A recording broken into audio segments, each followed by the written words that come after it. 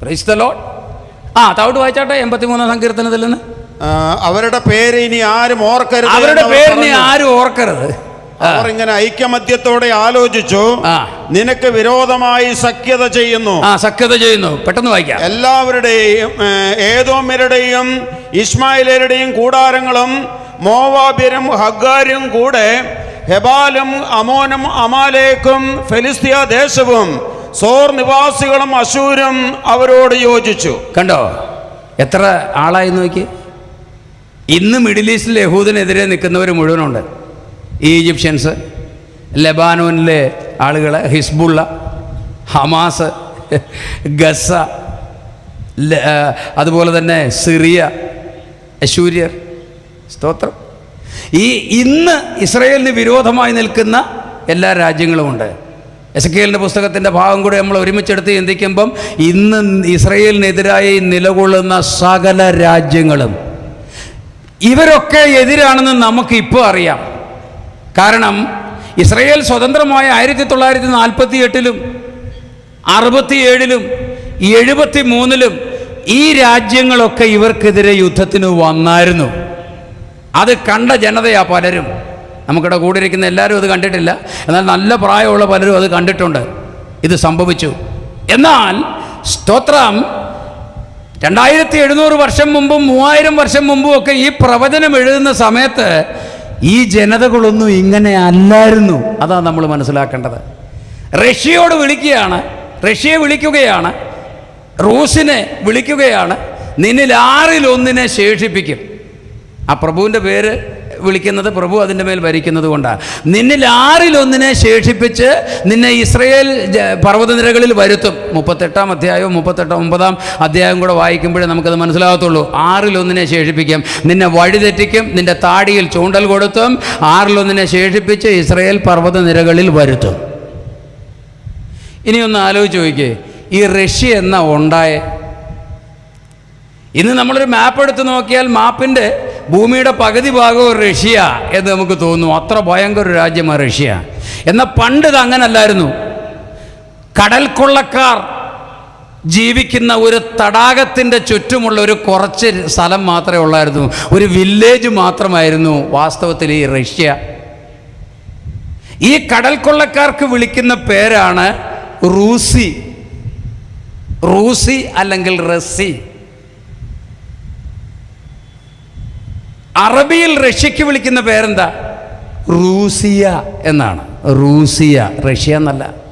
വളരെ വ്യക്തമായി ചരിത്രപരമായി പണ്ഡിതോചിതമായി ഇത് റഷ്യ തന്നെയാണെന്ന് എത്രയോ വട്ടം തെളിയിക്കപ്പെട്ടിട്ടും പലർക്കും മനസ്സിലാകുന്നില്ലെങ്കിൽ പിന്നെ എന്നാ പറയാൻ പറ്റും? ആ റഷ്യ കേവലം കടൽ കൊള്ളക്കാരുടെ കേവലം ഒരു താവളം മാത്രമായിരുന്ന ഒരു കൊച്ചു പ്രൊവിൻസിൽ നിന്ന് അത് വളർന്ന് ലോകത്തെ വെല്ലുവിളിക്കുന്ന രാജ്യമായി മാറിയത് എപ്പോഴാ? 10-ാം നൂറ്റാണ്ടിന് ശേഷമാണ്. പീറ്റർ ദി ഗ്രേറ്റ് എന്ന് പറയുന്ന പൈശാചികനായ ഒരു ഭരണാധികാരി റഷ്യയിൽ വന്നതിന് ശേഷമാണ് റഷ്യ ഇന്ന് കാണുന്ന വലിപ്പത്തിലെത്തിയത്. അതിനുശേഷം അപ്പം ഈ പ്രവചനം പറയുന്ന സമയത്ത് അങ്ങനൊരു റഷ്യ, അങ്ങനൊരു റോഷും മേശക്കും തൂബലും എന്നൊക്കെ പറയുന്നൊരു വൻകിട സാമ്രാജ്യം ഈ പടിഞ്ഞാറിനോട് യുദ്ധം ചെയ്യാൻ, ഇസ്രയേലിനെ കൊള്ളയടിക്കാൻ വരാൻ അങ്ങനെ ഒരു രാജ്യം അവിടെ ഇല്ല.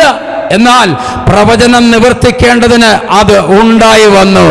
ഉണ്ടാകുന്നതിന് മുൻപ് പറഞ്ഞു വെക്കുന്നതാണ് ദൈവത്തിന്റെ പ്രവചനം എന്ന് പറയുന്നത്. അവന്റെ അൽഗോരിതം വ്യാപരിച്ചു കൊണ്ടിരിക്കുകയാ. കാലക്രമത്തിൽ റഷ്യ ഉണ്ടായി വന്നു. എന്നിട്ട് റഷ്യയെ വഴിതെറ്റിച്ചു. റഷ്യക്ക് എപ്പോഴാണ് വഴിതെറ്റിയേ? ചെല്ലു പറയും കമ്മ്യൂണിസം വന്നപ്പോഴാണെന്ന്. ശരിയാ, തെറ്റി. എന്നാൽ അതിന് മുമ്പും തെറ്റി. സാർ ചക്രവർത്തിമാരുടെ ഭരണകാലത്ത് ചക്രവർത്തി, രാജകുടുംബം അഥവാ രാജകുടുംബം, അതിനു ചുറ്റുമുള്ള പുരോഹിതന്മാർ, അതിനു ചുറ്റുമുള്ള പ്രഭുക്കന്മാർ, ഇങ്ങനെ 3 വൃത്തങ്ങൾ ജനത്തെ ചവിട്ടി കാൽക്കീഴിൽ അമർത്തി ഭരിച്ചിരുന്നു.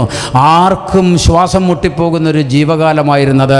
ദൈവവചനത്തിലുള്ള ആത്മീക പ്രമാണത്തിലുള്ള യാതൊരു മൂല്യങ്ങളും കണക്കിലെടുക്കാതെയായിരുന്നു അന്നവിടെ ഭരണം നടന്നുകൊണ്ടിരിക്കുന്നത്. അപ്പോൾ സാർ ചക്രവർത്തിമാർ ആദ്യം തെറ്റിച്ചത്, നീതിയിൽ നിന്ന് തെറ്റിച്ചു. പിന്നെ എന്ത് സംഭവിച്ചു? ലെനിൻ്റെ നേതൃത്വത്തിൽ വിപ്ലവമുണ്ടായി. ആദ്യം മെൻഷെവിക്കുകൾ കെറൻസ്കിയുടെ നേതൃത്വത്തിൽ ഒരു ഗവൺമെന്റ് ഉണ്ടാക്കി.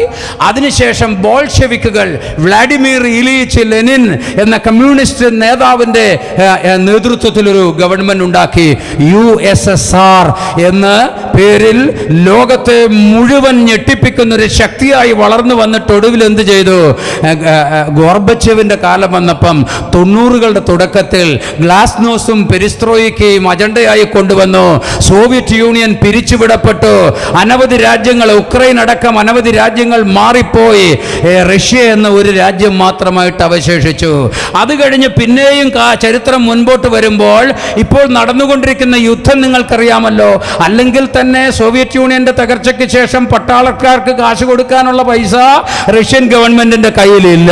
അതുകൊണ്ട് ജോലിക്കിടയിൽ വേറെ ജോലിക്കൊക്കെ പോയിട്ടാണ് റഷ്യൻ പട്ടാളക്കാർ അന്നത്തിന് വകയുണ്ടാക്കുന്നത്.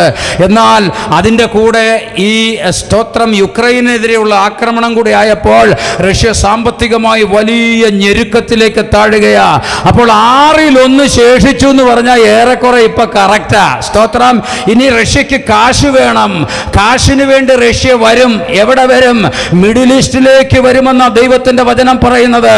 കൊള്ളയടിക്കാൻ വരുമെന്ന ദൈവത്തിന്റെ വചനം പറയുന്നത്. ചാവുകടലിലുള്ള കോടാനുകോടി രൂപയുടെ സമ്പത്ത് കൈവശപ്പെടുത്തുവാനും, സ്തോത്രം, ഇസ്രയേലിലെ മഹാസമ്പന്മാരുടെ കൈവശമുള്ള വാൾ സ്ട്രീറ്റിലെ ധനത്തിന്റെ ഓഹരികളെ കൈവശപ്പെടുത്തുവാനും, അങ്ങനെ ലോക മേധാവിത്വത്തിലേക്ക് വരുവാനുള്ള ഒരു വലിയ കൊള്ളയ്ക്ക് വേണ്ടി റഷ്യ ഒരുങ്ങിക്കൊണ്ടിരിക്കുകയാ. ഞാൻ നിന്നെ വഴിതെറ്റിച്ച് വരുത്തുമെന്ന് റഷ്യക്ക് വരാൻ വലിയ താല്പര്യമൊന്നുമില്ല. കാരണം എന്താണെന്നറിയാമോ? ഈ നേതാന്യാഹുവും പുടിനും തമ്മിൽ നല്ല സൗഹൃദത്തിലായിരുന്നു. ക്രൈസ്തവരോട് മാത്രമല്ല, ഇസ്രയേലിലെ 5 പേരിൽ ഒരാൾക്ക് റഷ്യയായിട്ട് രക്തബന്ധമുണ്ടെന്നുള്ളതാണ്, റഷ്യൻ ജനതയുമായിട്ട്. അതുപോലൊരു ബന്ധത്തിനകത്ത് കിടക്കുന്നിടത്ത് പെട്ടെന്നൊന്നും ചെയ്യല എന്നുള്ള തോന്നലുണ്ടാകാം. പക്ഷെ ദൈവത്തിന്റെ വചനം പറയുന്നത്, ഞാൻ നിന്നെ ഇസ്രയേൽ പർവ്വത നിരകളിൽ വരുത്തും.